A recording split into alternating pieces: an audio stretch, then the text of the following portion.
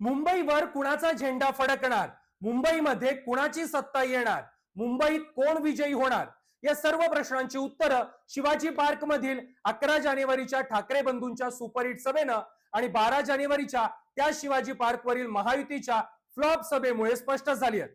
म्हणजे मुंबईमध्ये जो मराठी माणसाच्या मनावर अधिराज्य करणार, मराठी माणसासाठी लढणार, मराठी अस्मितेसाठी झगडणार, तोच विजयी होणार हे जवळपास स्पष्ट आहे. आता हीच गोष्ट सी वोटर या संस्थेच्या सर्वे मधूनही उघड होते. त्यामुळे सी वोटर संस्थेचा हा सर्वे नेमका काय आहे हे आपण या व्हिडिओमध्ये सविस्तरपणे जाणून घेणार आहोत. मात्र त्याआधी ठाकरे बंधू मुंबई नेमकी कशी जिंकू शकतात याची 6 समीकरणं म्हणजे 6 राजकीय गणित आपण आधी नीट समजून घेऊ आणि त्यानंतर सी वोटर संस्थेचा ठाकरे बंधू आणि मुंबई बाबतचा सर्वे नेमका काय आहे तेही पाहू. आता ठाकरे बंधू मुंबई महापालिका कसे जिंकू शकतात याची गणितही नीट समजून घ्या. मुंबई जिंकण्यासाठीचं पहिलं गणित म्हणजे ठाकरेंच्या शिवसेनेला 28 ते 30% वोट शेअर आणि मनसेला 12 ते 15% वोट शेअर मिळवण्याची आवश्यकता आहे. मुंबई जिंकण्यासाठी कोणत्याही राजकीय पक्षाला एकूण मतदानाच्या 30% वोट शेअर पार करणं आवश्यक आहे. मात्र 2002 पासूनच्या मुंबई महापालिका निवडणुकीत कधीच एकाही पक्षाला 30% टप्पा ओलांडता आलेला नाही. म्हणजे 2002च्या निवडणुकीत शिवसेना 28.10% मतांसह सर्वात मोठा पक्ष ठरला होता, तर 26.48% वोट शेअरसह 2002 साली काँग्रेस दुसऱ्या क्रमांकाचा पक्ष होता. 2007 आणि 2012च्या मुंबई महापालिका निवडणुकीमध्ये शिवसेनेचं वोट शेअर तब्बल 22% खाली घसरलं होतं. याच 2012च्या निवडणुकीमध्ये मनसेचं वोट शेअर 20% होतं आणि 28 नगरसेवक निवडून आले होते. मात्र त्यानंतर 2017 मध्ये शिवसेनेला 28.29% वोट शेअरसह 84 जागा जिंकता आल्या, तर भाजपला 27.32% मतांसह 82 जागा मिळाल्या होत्या. याच 2017च्या निवडणुकीमध्ये मनसेचं वोट शेअर 8% खाली घसरलं होतं आणि फक्त 7 नगरसेवक निवडून आले होते. म्हणजे कोणत्याच पक्षाला 30%चा वोट शेअर 2002 पासून घेता आलेला नाहीये. त्यामुळे आता ठाकरे बंधूंना मुंबई महापालिकेवरती विजयाचा झेंडा फडकवायचा असेल तर उद्धव ठाकरेंच्या पक्षाला किमान 28 ते 30% वोट शेअर आणि मनसेला 12 ते 15% वोट शेअर मिळणं गरजेचं आहे. मुंबई जिंकण्यासाठीचं दुसरं गणित म्हणजे मुंबईतील 125 ते 130 मराठी बहुल वॉर्ड मधील मराठी माणसांच्या मतांचा टक्का वाढण्याची गरज आहे. मुंबईतील मराठी बहुल मतदारसंघांमध्ये यंदा मतदानाचा टक्का 60 ते 62% जाण्याची आवश्यकता आहे. त्यातही एकगट्टा मराठी मतं ठाकरे बंधूंच्या उमेदवारांना पडणं आवश्यक आहे. म्हणजे जर मराठी बहुल वॉर्ड मधील मराठी माणसांचा मतदानाचा टक्का वाढला तर मुंबईमध्ये ठाकरे बंधूंच्या विजयाचा मार्ग सोपा होईल. त्यासाठी आता मराठी मतदारांनी मोठ्या प्रमाणावर घराबाहेर पडून रांगा लावून मतदान करण्याची गरज आहे. मात्र जर या उलट उत्तर भारतीय लोक ज्या वॉर्डमध्ये मोठ्या संख्येनं आहेत त्या भागामध्ये मतदानाचा टक्का वाढला तर ठाकरे बंधूंसाठी मुंबई महापालिकेमधील विजय कठीण होईल आणि हे मराठी माणसांनी मतदानावेळी लक्षात ठेवणं आवश्यक आहे. मुंबई जिंकण्यासाठीचं तिसरे गणित म्हणजे एकनाथ शिंदेमुळे मराठी मतांची होणारी विभागणी किंवा फाटाफूट कमी करणं. आधी ठाकरे सरकार पाडण्यासाठी, मग शिवसेना कमकुवत करून संपवण्यासाठी आणि आता मराठी मतांमध्ये फूट पाडण्यासाठीच भाजप एकनाथ शिंदेचा वापर करतोय. त्यासाठीच मुंबई महापालिकेमध्ये भाजपनं एकनाथ शिंदेच्या शिवसेनेला सोबत घेतलंय. अगदी राज्यातील इतर महापालिकांमध्ये एकनाथ शिंदेना लाथाडणाऱ्या भाजपनं मुंबईमध्ये मात्र शिंदेच्या शिवसेनेला 90 जागा दिल्या. त्यातही शिंदेची 70 मतदारसंघांमध्ये थेट ठाकरेंच्या शिवसेनेसोबत आणि 18 मतदारसंघांमध्ये मनसे सोबत लढत होणार आहे. म्हणजे शिंदेच्या माध्यमातून भाजप मराठी मतांच्या ध्रुवीकरणाचं काम करतोय. त्यामुळे जर मराठी माणसानं आता तरी हा डाव ओळखून मतांमधील फाटाफूट टाळली तरच ठाकरेंचा फायदा होईल. मुंबई जिंकण्यासाठीचं चौथं गणित म्हणजे मुस्लिम मतांचं विभाजन टाळणं आवश्यक आहे. लोकसभा निवडणुकीवेळी भाजपला रोखण्यासाठी मुस्लिम मतदारांनी ठाकरेंच्या बाजूने मतदान केलं होतं.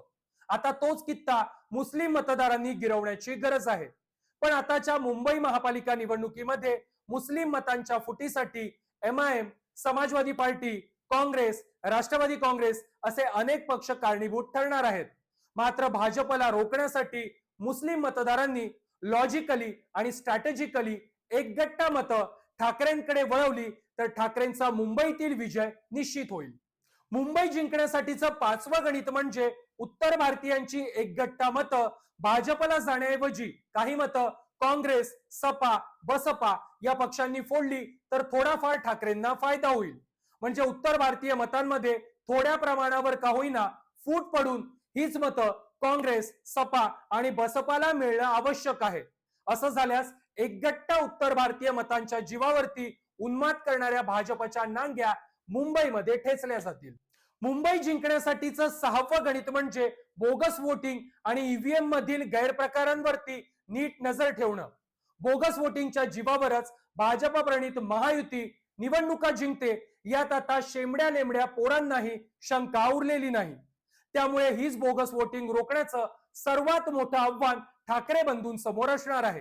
त्यात बोगस वोटिंगसाठीच भाजप आणि शिंदे सेनेनं युपी, बिहार पासून ते मध्य प्रदेश आणि पश्चिम बंगाल मधील लोकही मुंबईत आणून ठेवले आहेत. हेच 12 जानेवारीच्या फडणवीस आणि शिंदेच्या शिवाजी पार्कवरील सभेमध्ये उघड झालंय.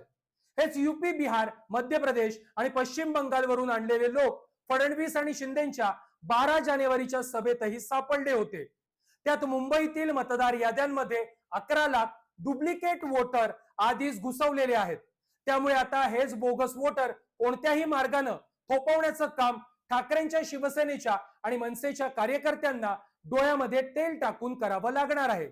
त्यात दुसरीकडे ईव्हीएम मध्ये काही गडबडी केल्या जात नाहीयेत ना यावर देखील लक्ष ठेवणं आवश्यक आहे. तरच ठाकरे बंधू मुंबईमध्ये जिंकू शकतील. अन्यथा भाजपनं पैसा फेकून बोगस मतदान करून ईव्हीएम मधील गपले करून मुंबई महापालिका चोरली म्हणून समजा. व्हिडिओमध्ये आतापर्यंत आपण ठाकरे बंधू मुंबई महापालिका कसे जिंकू शकतील हे पाहिलं. मात्र आता सी वोटर संस्थेच्या सर्व्हेमध्ये ठाकरे बंधू आणि मुंबई बाबत काय प्रश्न विचारण्यात आले होते आणि या प्रश्नांवरती मुंबईतील मराठी लोकांचं आणि हिंदी भाषिकांची मतं काय होती तेही पाहूयात. सी वोटरच्या सर्व्हेनुसार मुंबईतल्या मतदारांना विचारण्यात आलेला पहिला प्रश्न होता, मराठी मतं उद्धव आणि राज ठाकरे यांच्या बाजूने झुकतील का? यावर तब्बल 54.8% मराठी लोकांनी होय, मराठी मतं ठाकरेंकडे झुकतील असं उत्तर दिलं. तर 8.3% मराठी लोकांनी कदाचित होय असं उत्तर दिलं. तर 12.8% मराठी लोकांनी मात्र नाही असं उत्तर दिलं. तर 11.3% मराठी लोकांनी सांगता येत नाही असं म्हटलं.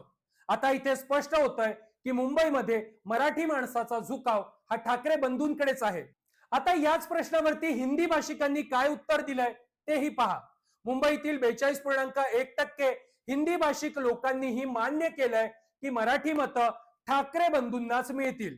तर 11.1% हिंदी भाषिकांचं उत्तर कदाचित होय असं होतं.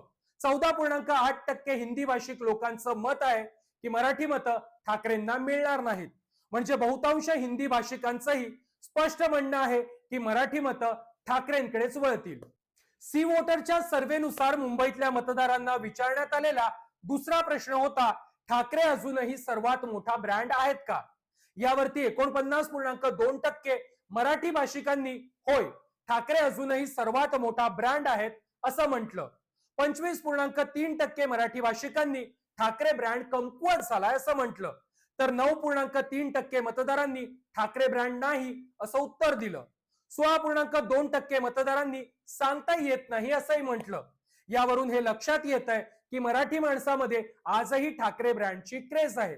त्यामुळे 49.2% लोक रोखठोकपणे ठाकरे ब्रँडच्या सोबत असल्याचं पाहायला मिळतंय. तर आणखी 25% लोक म्हणतायत ठाकरे ब्रँड आहे पण तो कमकुवत झालाय. म्हणजे एकूण 75% लोकांमध्ये ठाकरे ब्रँड बाबत अजूनही सहानुभूती असल्याचंच पाहायला मिळत आहे. आता मुंबईतल्या मतदारांना विचारण्यात आलेला तिसरा प्रश्न होता, बाळासाहेब ठाकरेंचे उत्तराधिकारी कोण?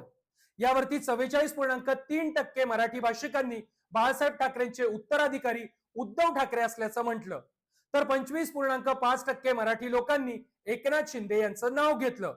तर 10.8% मराठी लोकांनी राज ठाकरे हेच बाळासाहेबांचे खरे वारसदार असल्याचं म्हटलं. आता याच प्रश्नाबाबत हिंदी भाषिक लोकांचं उत्तर पाहिल्यास 40.2% हिंदी भाषिकांनी एकनाथ शिंदे यांचं नाव घेतलं. म्हणजे हिंदी भाषिकांच्या मते एकनाथ शिंदे हेच बाळासाहेब ठाकरेंचे उत्तराधिकारी आहेत, तर मराठी माणसाच्या मते उद्धव ठाकरेच बाळासाहेबांचे खरे वारसदार आहेत. मुंबईतल्या मतदारांना विचारण्यात आलेला चौथा प्रश्न होता, मुंबईचा महापौर मराठीच असावा का? यावरती मुंबईतल्या तब्बल 69.9% मराठी लोकांनी मुंबईचा महापौर मराठीच असावा असं उत्तर दिलं. पण 14.1% मराठी लोकांनी या प्रश्नावरती नाही असं उत्तर दिलं. तर 15.3% मराठी लोकांनी सांगता येत नाही असंही उत्तर दिलं. आता याच प्रश्नावरती 23.2% हिंदी भाषिकांनी मुंबईचा महापौर मराठी असावा असंही म्हटलं. तर तब्बल 51.4% हिंदी भाषिकांनी या प्रश्नावरती मुंबईचा महापौर मराठी नको असं उत्तर दिलं. 25.4% हिंदी भाषिकांचं उत्तर सांगता येत नाही असंही होतं. म्हणजे महापालिका निवडणुकीच्या प्रचारात जो मुद्दा सर्वात जास्त तापला तो होता मुंबईचा महापौर कोण होणार. मुंबईचा महापौर खान होईल, मुंबईचा महापौर हिंदू होईल, मुंबईचा महापौर उत्तर भारतीय होईल, असे अनेक नरेटिव्ह यावेळी भाजपनं सेट केले. मात्र ठाकरे बंधूंनी मुंबईचा महापौर मराठीच होईल हे ठणकावून सांगितल्यावरती भाजपचे सर्व नरेटिव्ह त्यांच्याच अंगलट येऊ लागले. अखेर भाजपलाही मुंबईचा महापौर हिंदू मराठी होईल असं स्पष्ट करावं लागलं. त्यामुळे आता मुंबईचा महापौर कोण होणार आणि मुंबईवरती कुणाचा झेंडा फडकणार हेच पाहण्यासाठी 16 जानेवारीच्या निकालाकडे नजर लागली. हा व्हिडिओ कसा वाटला, त्याचबरोबर मुंबईमध्ये कोण विजयी होईल याबाबतची तुमची मतं कमेंट बॉक्समध्ये नक्की कळवा. हा व्हिडिओ आवडला असेल तर लाईक करा, जास्तीत जास्त लोकांपर्यंत शेअर करा आणि माझं हे चॅनल सबस्क्राईब करायला विसरू नका.